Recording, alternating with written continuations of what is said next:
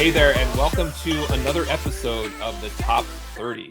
If you're here for another hot top list of comic books, you came to the wrong place, except maybe you did come to the right place this time, because this Top 30 episode will be the best 30 minutes that you can spend of your comic book day. And the reason that is true is because I have an excellent guest who happens to, let's just say, cover some of these top lists. And I'm really excited to talk to him about those lists and all things comic books. And I would like you to please welcome JP from JP's Budget Collecting. How you doing, JP? I'm doing good. Who's this guest you're talking about? I wanna hear from them. This sounds exciting. Well, you have quite a reputation out Oh, there. let's not You get. know I'm talking about you. You have a wildly successful YouTube channel and community where you have very consistent content that I watch religiously.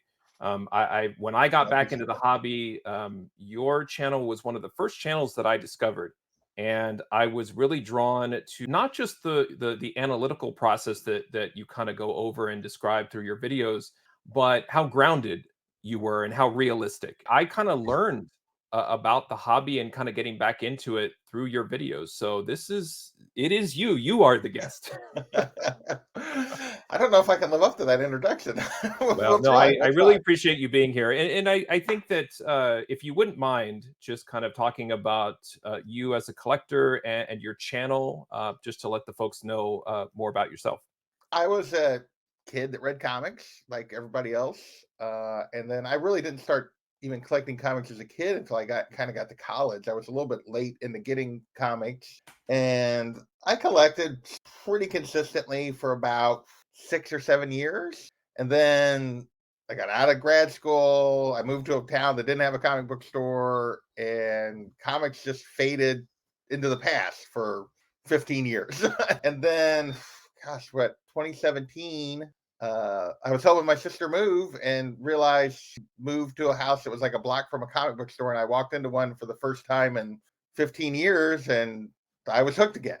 I was back. And I was into comics, and started buying trades, started reading comics again, found the YouTube comic community and started watching, and spent like a year just watching like other people talk about comics and not even really commenting like for a long time. And then decided to dive in, and after talking to some folks that were, making videos and that kind of stuff, started making videos and looked for a bit of a niche, I guess, to try to have something that maybe people would like that I could do on a consistent basis, and kind of fell into the whole look back video and that kind of stuff, because when I first got back in, I was buying stuff that I didn't really want, but like anything else, I immediately found like some of the like, oh, hot books of the week videos and stuff, because those are, fun and that kind of thing. And I remembered the old Wizard top 10 on like the Wizard magazines, and so I started buying some of those books.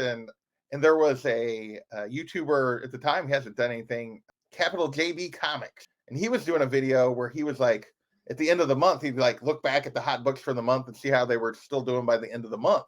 But that was all he was like. He would do that every couple of months, and then he just kind of disappeared.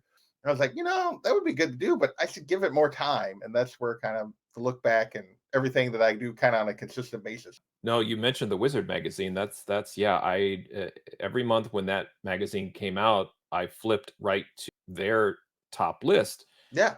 And I think it for me, when I got back into the hobby, and then everything was, basically social media lists, particularly YouTube. It was this kind of the same experience where I relied on the list, and then I slowly realized I think there's something behind these lists, and I need to be a little bit more savvy in terms of really kind of understanding how these lists operate. I wanted to ask you too. I asked this question of all my guests. I believe that it's the most important question. I really don't think we can continue until we understand your answer to the most important question, and that Okay. is direct or newsstand. I don't care. I so fundamentally, I kind of laugh at it a little, because people care about it on books like back to the early '80s, Yeah. when it's actually the opposite. of Right. what's limited. I have never once bought a book because it was a newsstand or a direct. Yeah. Like, doesn't matter to me. Like, I think it's fine. I think like anything else, it's like if that's the kind of if you want to have that as part of your niche of how you collect and the things you look for, I think it's cool. I think it's fun, but Yeah. it's never something I've worried about. So yes, I failed. You're probably your most important question because I'm like, eh. No, not at all. I'm gonna take that as direct. Well, most of the time, yes, that means direct. Awesome. Let's just keep the spicy questions rolling along here. You know, we talked about your channel a little bit. The main video that I look forward to the most is the retrospectives that you Right, do. You have a retrospective video, and then I would say maybe like a forecasting or a prediction version, and then right. that's just kind of how it works.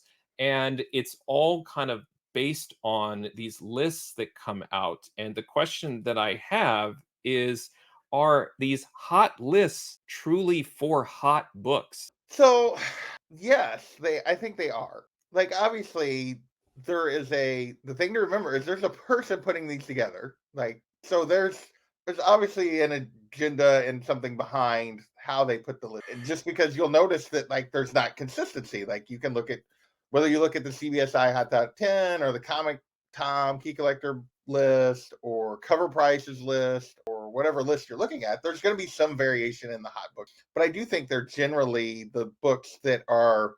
I think Tom, when he changed his name of the way he did the videos, probably sums it up better than hot or whatever. Like the trending books of the week or whatever, the hottest trending books of the week. They're the books that are at the front of people's consciousness during that week for a reason. Sometimes it's a real reason. Sometimes we like to make up a reason to put a book there. But being hot doesn't mean that the book actually has intrinsic value beyond whatever is in that moment. Like there have literally been books that have hit the list because books that hit the list because someone died, or they'll hit the list because oh there was an error printing, and or they'll hit the list because there's a rumor that Condiment King is going to be in the next Batman movie or whatever, like, and people are like, Right. I'm going to go get that book. And that doesn't, sometimes those rumors don't pan out. Sometimes, after we mourn a little bit, we tend to move on from the books that of somebody, a creator that passed away. All of those things come and go. So yeah, they're hot, but it doesn't mean being hot doesn't necessarily change the underlying value. Right. But do you think also that they, I almost said reporting, because they're I don't know if there's a true journalistic aspect to these Oh, there's lists. not. It's people Yeah. are yeah. I mean, it's But people in the hobby like you or yeah, me. I give them credit because they're doing a lot of work. Because I know how much work it takes just for me to look at the work they've done and try to like follow up on it. right. So to actually go through and figure out what is selling a lot and keeping track of those, it takes work to do those put those lists. But best I can tell, there's not necessarily like a consistent like this has to happen for a book to be hot. They're looking for 10 books to put on the list. Even some weeks they'll even tell you this was a thin list this week. There Right? wasn't a lot trending or happening. Well, So the conspiracy theorist in me, I wonder, is the list about books that were hot, or is the list about books that we hope gets hot because of the list, right? It's a chicken or egg sort of thing, and so that that's is I mean, that is the accusation that comes out a lot toward certain people behind those lists that hey, they must have a bunch. They're trying to pump and dump. And I won't pretend to know the reasons behind. I do think there's one specific group that at times I've called into question because he has two sides of it. He makes, he works with someone to make a list of the hot books, but then he also has his app that he puts out alerts. And then he's like, oh, and then it hits the list because it was an alert and then there was a whole bunch of sales. Well, why was there a whole bunch of sales? Because someone sent out an alert saying, hey, this is a potential key. So there is a little bit of that. I think for the most part, though, that happens a book every couple of weeks. And usually the book that they talk about is going for like $10 and there was just a whole bunch of sales because of that. So it's not, I don't think it's the epidemic that people say, but there is a little bit of that kind of stuff that will create reasons to put a book on the list for sure. sure. Yeah. The problem we have now is the timekeepers are after us, and we've begun to branch off As we would do as we start to talk about comics, we have got to get back on Oh to yeah. we're going to get back on the sacred timeline. So hold on a second. We're going to head back. The sacred timeline. And now that we're back, we were talking about these lists, and instead of kind of maybe describing the legitimacy of the lists and things, I kind of want to look at it from that new collector perspective. When we were talking about Wizard Magazine and the top list and that, and there was a lot of excitement around the list that brought awareness to books I didn't know about. And it stirred up a lot in me as a collector, where then I was on the chase and I had to Right. chase the books down. And I was wondering if maybe because you and I we've experienced that, but we've also moved through the lists, and now we're kind of like looking at it maybe from some different angles.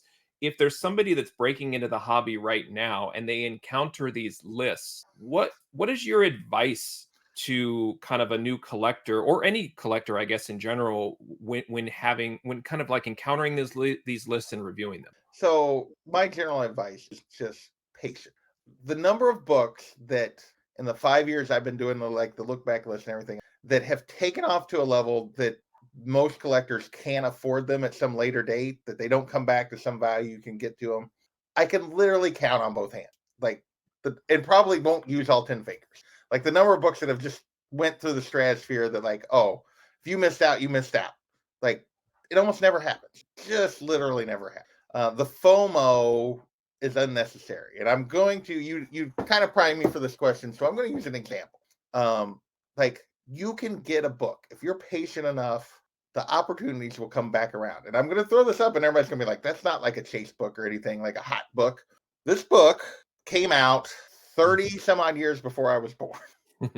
There's less than 100 of these on the census, on both censuses combined. Came out before my father was born. And I have a copy of it because I wanted it and I was patient enough and I found it. This is the second cover appearance of Catwoman, first cover appearance on Batman.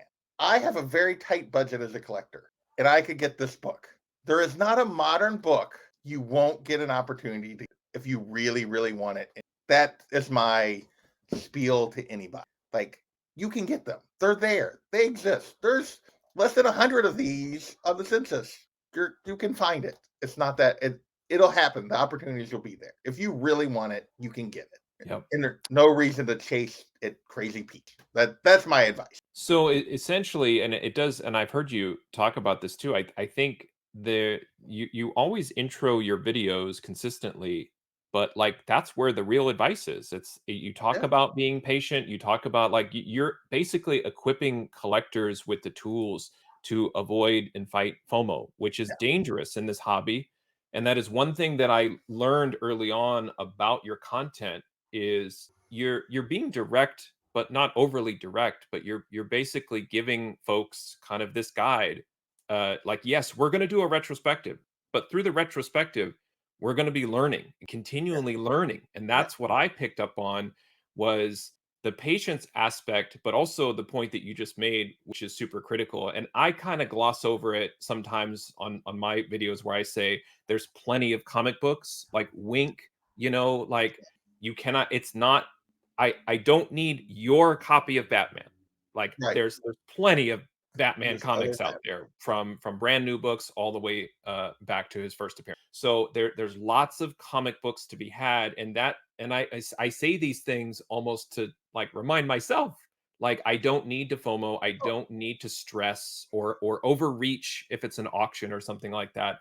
And so I think there's a lot of great advice that is direct in your content, but also just kind of it's an underlying theme of your videos, which I appreciate. so like when I named my channel, I named it JP's Budget Collecting, and I don't know that it really lives up to that name overall because I don't really talk about budgets a lot. But I am a collector with a fairly limited budget, like that I can put toward comics. And so I had to learn is if I was spending 20, $30 on the hot book of the moment, that if I waited 6 months, I could get for 10.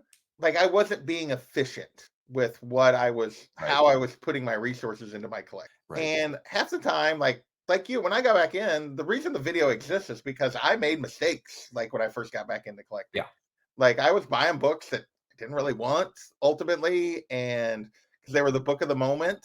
But I'll also say that like I give people fall for.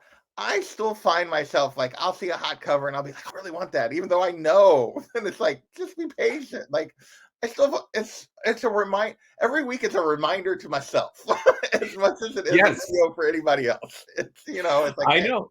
I so I feel similarly when I'm doing my unboxings and I'm saying things. I'm like, I know I'm recording myself, but it's just like high grade, be patient, stay away from that yeah, new book. And then it's like, oh, but then I see it and I'm like, maybe I should chase it and search for it. It's just, yeah, it's this constant like therapy session sometimes where I'm just like, it's okay. They'll be the comics will be there. It's now there is something though that I do want kind of touch on because it's a sore subject. You were talking about like reminders for yourself, and one of the my aspects of collecting is I do enjoy myself a retailer incentive from time to time.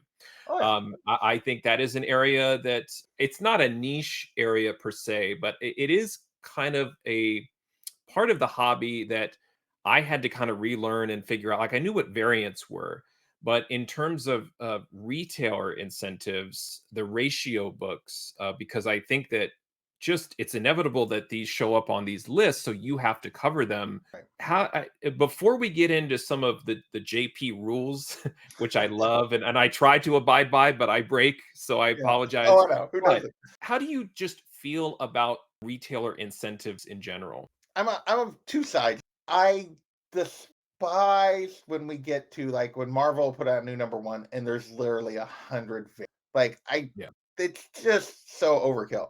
But having said that, retailer incentives allow us to get artists doing covers that most likely wouldn't do them. You get artists doing characters they wouldn't necessarily otherwise do.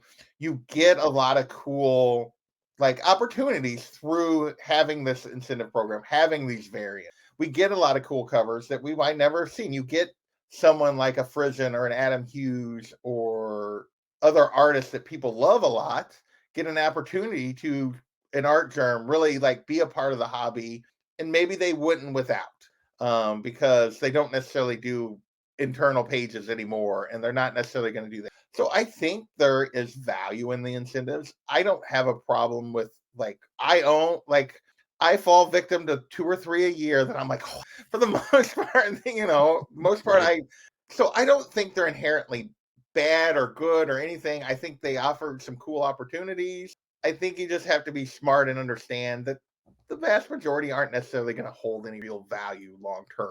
Like because they have to really hit the market and hit people in a way that they want to keep going back to them. And that Right. it happens, but not that often. Okay, so I think you hinted at this, but did you just admit that you do occasionally Oh yeah, buy yourself a reason? Yeah. occasionally we'll buy a retailer incentive or a store exclusive. It's Yeah. literally a couple a year that I fall victim to. It's I would say around five probably a year. I end up usually about this time I will find one. It seems like every spring there's one. It's somewhere around March, April that it's like. Yeah. Yeah, So JP, no, JP, this is a safe space. So I know. when I hear 5, I hear 50, I mean, it's Uh, probably somewhere no, in no, there. it's probably usually less than five, honestly, that I end up going after. But there's a couple every year, and then there's some that like tempt me that I don't, and try to wait till later. And here's the thing: most of the ones that I'm like, oh, it's too much, I'm gonna wait, comes back down. In 6 months, it's come back down, Right. but I no longer necessarily care enough to buy it. Yes. And so I don't end up buying it. So there's usually only a couple, and they're ones that I end up like chasing in the moment that I end up getting through the course of a year. But it's not to say that they're bad. It's just, but I have found that like if you wait, in addition to you might get a better deal, you might find that there's something you'd rather have anyway. So Yeah. No, it's a great point. I've experienced the same. I can almost sometimes make a list. And the process of making my list of like, oh, these are some books that I would chase or buy this week. The process of making the list, it almost like gets it out of my system. And yeah, I'm just putting it in a Google Doc or something or writing it down. And I haven't actually put it in a shopping cart. And you're right. And 6 months later, it's kind of gone. And it's like, I just saved some money, which was great. I do wonder though, do you have any go-to like artists or creators where you're like, okay, if this particular artist has something with this character, I throwing all the rules out and I'm just going to go after it. So I have a huge weakness for Frisian. Jenny Frisian is like, obviously, if Yeah. you see my collection, I collect a lot of like female characters and that kind of stuff.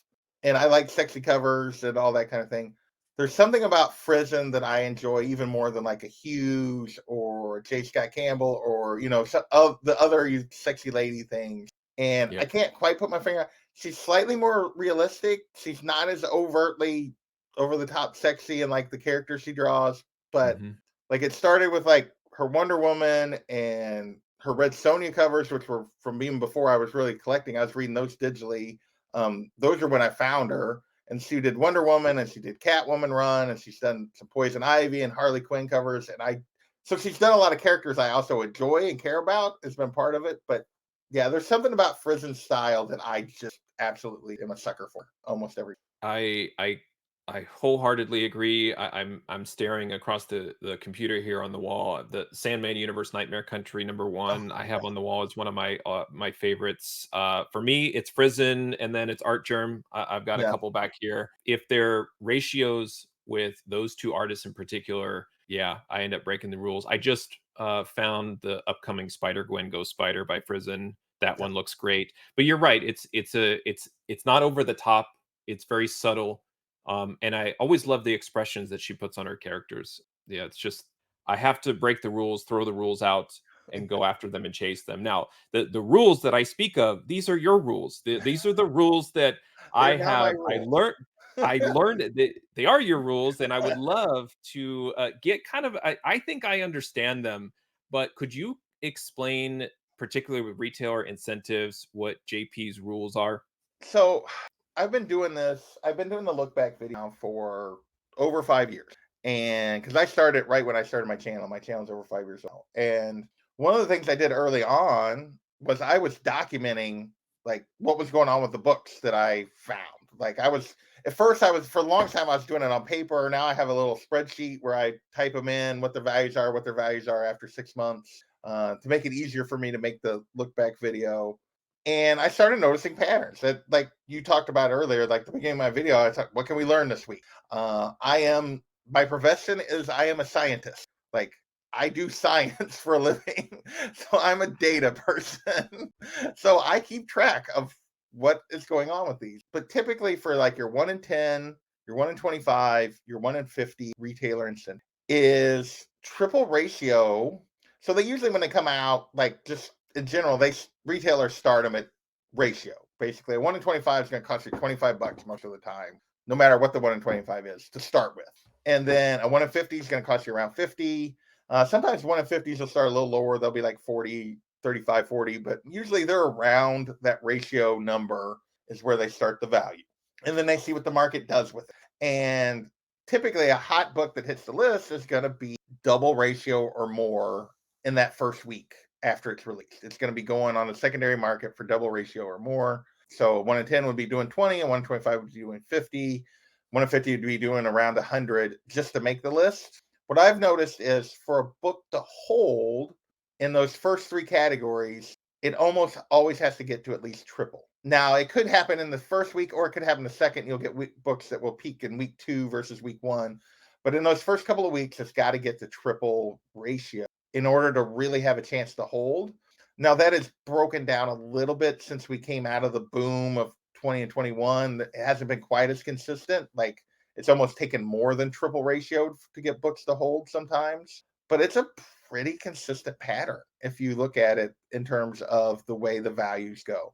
Now you get to like a 1 in 100. There's so few of those. It doesn't have to get near that. The rules break down. It's like there's not as consistent there once you get to something with 100. But those 1 in 25s and 1 in 50 have been very consistent on that kind of. Yeah, I think about these rules too. I appreciate you explaining it. Where the one of the things that bugs me is when stores try to predict Yeah. or anticipate kind of what you're saying would happen in order to make the book hot. Meaning they'll pre-sell a 1 in 25 for $50 because it's like we're predicting that this is going to go double. You're going to buy it for 50 and hope it goes triple ratio. Yeah. And that doesn't really happen. No, not very often. Yeah, it feels like the ones that really pop. I used to play this game a lot more heavily than I do now. But what I used to do is I would find all of the incentives for Marvel and DC, maybe some Image, some Boom, and then I would try to find as many as I could. And my thought was some of these should hit. It's like me going in a casino and like playing every machine. It's like, well, one of these is going to hit the jackpot. And what I learned as I made mistakes is it was always the one that surprised me that I didn't get. It was always just like some sort of organic or new artist, like, oh, New here's artists is a big Loco, she's on the scene, and yeah. I'm like, I didn't know who she was, and yes, now her ratio is bonkers, and I didn't, and I'm sitting here with a stack of other ratios like 1 in 25s that like I could have got for like 3, and yeah, that's just something I've had to learn the hard way. Well, and if it's a 125 that never hits the list, most of the time those end up being like you said, like $3, barely more than like the regular cover, if anything. Like Now, some of the pre-investing go in ahead. ratios is not a good idea. It's just No, not. no, it's not. It's It's just not. not. And I had somebody, or probably multiple people comment that's just like, ratios and exclusives, it should be for fun. It should be, you brought up a great point earlier, which is it's allowing us to experience some of these creators on the books with normally they wouldn't touch it's something I kind of subconsciously knew, but until you said it, I didn't really realize like, yeah, I am fortunate to have Frizen do this 1 in 100 or even 1 Yeah, in 200 cover that she wouldn't normally even bother with.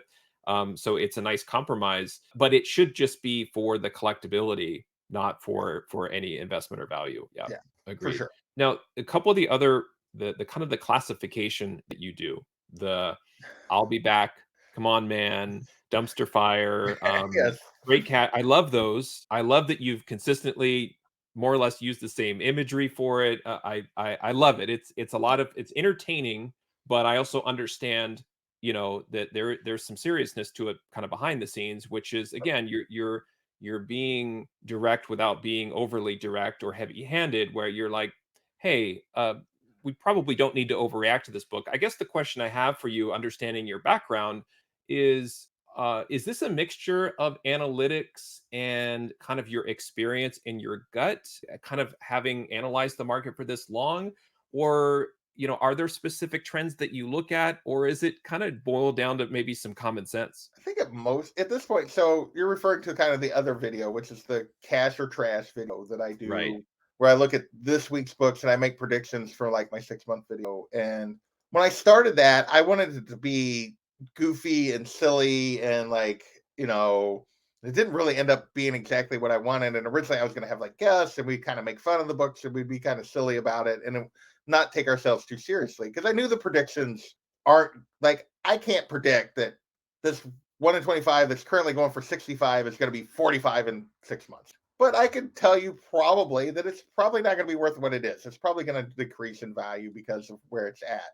So I tried to think of like fun ways to do that. So that's where straight cash, homie, and like these Mhm. silly memes and worth it and Akbar screaming, it's a trap, you know, like Yes. my little memes came from, and the Terminator with his I'll be back and everything. And it was really just like, let's have some fun with it. Give the intent of here's kind of the direction it's going. When I make those, a lot of it is gut and feel and common sense, but the rules that we talked about before and just my experience of doing it, I try to let it guide me more than my personal biases. They still come through in those videos, but I try to okay, when similar books like this have come up, what has typically happened? Guide what I say, and then I throw them into the silly category, is what I try to do. In my own, like, and I would say I do a pretty good job getting the directions. I don't always do a very good job with the magnitude of what's going to happen with the book. But if anything, I'm probably slightly negative. But, for a while, I was not negative enough. It just depends on the week and that kind of thing. Makes sense. Now, the last question I have for you, you have an excellent background. You are a savvy comic book collector. You have, all of this experience. Have you ever considered making your own top 10 list? So people have asked me about that and like have asked me for my spec advice. And although I'm sort of also known as the anti spec person, and like the YouTube thing is just for fun. I do it in the evenings. I have a full-time job. Like I make like $30 a month off my YouTube channel, like in ad revenue. Like I don't even make enough to like buy my comics for the month. Like so it's really just a time thing. And so it's just not something that I like. I'm gonna probably put if I put my time into that, then the other two videos probably go away. Like, it's just a matter of, and I Right. think I have more fun, talking about, let other people do that and just try to like stay on the side of, hey, think about why you would win, whether or not you should chase it now or make a note of it and come back later. I think I like being in that position to try to be the person that helps people like push down the FOMO a little bit, because then to be the person like, oh, these are the hot books, and like priming people to go chase something. I think I like where I'm at. Yeah. I like where you're at too. Absolutely.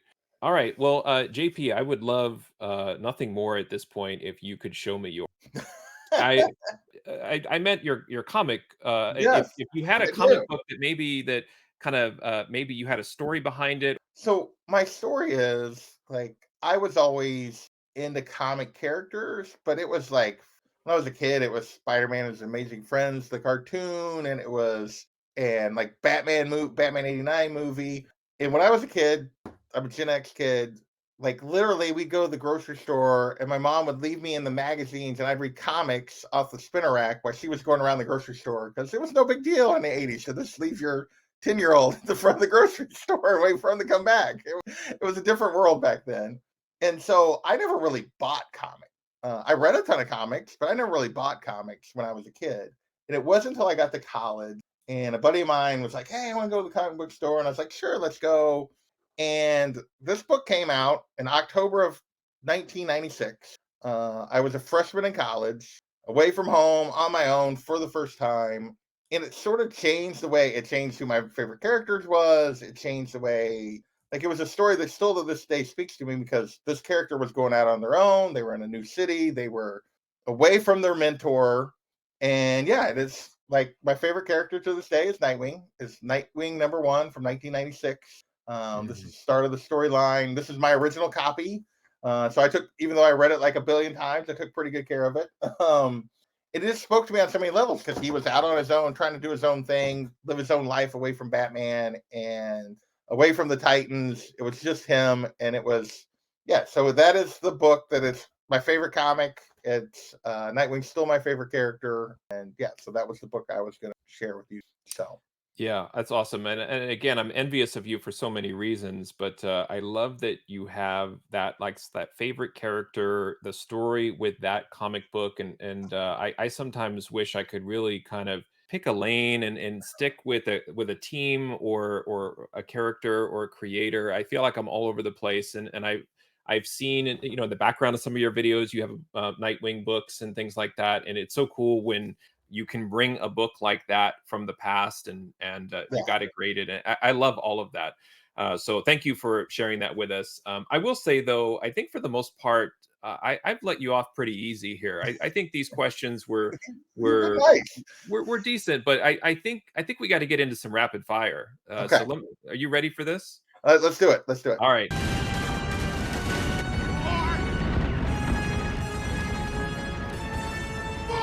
Let's do this. And here we go. We'll start it off right. CBSI or Comic Tom? Tom, because you get to see Tom's personality. Like you get to see Tom and Ryan, and like there's a CBSI is just a list. Yeah. It's just a posted list. You don't necessarily see the folks behind. Although I think they are making a video. Tom, and he's infectious. Like him or don't, some people don't, but like I like that he's infectious and energetic about it. We'll go with that. Star Wars or Star Trek? Oh, Star Wars. Okay. Ah, That's an easy that one for me. yeah. I was a we had the Star Wars movies when I was a kid that I watched a billion times at home on video. So yeah, Star Wars. Okay. I see some omnibuses or hardcovers back there. So Oh okay. yeah. I was getting a little nervous, but okay. I think we're good. I Oh, think you we're don't good. see the pops? Like Oh yeah, the Rancor. Yes, of yeah. course. All right. No, I probably know the answer, but I'm going to ask anyway. Jenny Frison, Wonder Woman, or Adam Hughes? That's a hard question, because Adam Hughes is amazing and his Wonder Woman covers are amazing, but it's Frisian. I love Frisian. All right. I think I know the answer again, but let's go ahead and ask Dick Grayson, Jason Todd, Tim Drake, Stephanie Brown, or Damian Wayne. Oh, well, it's Dick Grayson. The real question is, if you take him out, where would I go? Yes. And that would be probably more controversial. It's probably still Tim of the others. Like Tim is the one I kind of grew up with as Robin. I was in that. I missed Jason, and Damian came when I was like out of it, and so it would be Tim of the. And then Barbara Gordon, This is a Cassandra much King, harder or question. Stephanie Brown. Yes. But it's Barbara. It's bad. It's definitely bad. All right. So again, giving you some easy ones, picking characters. We're gonna get it. We're getting down to the detail. The costume. Nightwing's new 52, the Redondo current suit, or the original George Perez Titans Disco Wing suit. It's none. It's the Scott McDaniel 1996, which It's is not very Disco close to Wing? the Come on. Redondo shoot. Oh. Yeah. But yeah. What about the collar? No, the No? disco suit. No. I love George Perez. That suit is atrocious. All right. Well, you have been a great sport, but I absolutely, JP, I need this. So I hope you'll come through for me and humor me. My channel, Moneyball Comics, a dumpster fire, come on man, I'll be back, a trap, or straight cash. Well, I would happily be back at some point, but we will go straight cash, homie, because you do a fantastic job. Anybody that's not obviously they're following your YouTube, but I love your stuff that you put on Instagram where you like go through the books and like I think that's spectacular and really well done. So yeah, it's Oh, straight thank cash, you. homie. I appreciate it. I appreciate it very much. JP, we're out of time. Yeah, I think Uh, we're over. yeah, so we are officially in the end game now. We're in the end game now. Okay. And I just want to say thank you so much for taking some time out to talk to me about your channel and these lists and everything. And I meant what I said. You were let's say, a positive influence. You were part of a group of content, and just the analytical mindset that you have. I really connected with that when I got back into the hobby, and Yeah. really just appreciate the time that you spend to deliver this consistent content. I feel like I'm probably one of those consumers that are out there watching your content religiously that you probably don't hear from as often as you would expect. And I think there's a lot of us out there. We Yeah. really appreciate what you're doing. We really appreciate those retrospectives, the cash or trash, and kind of the looking forward.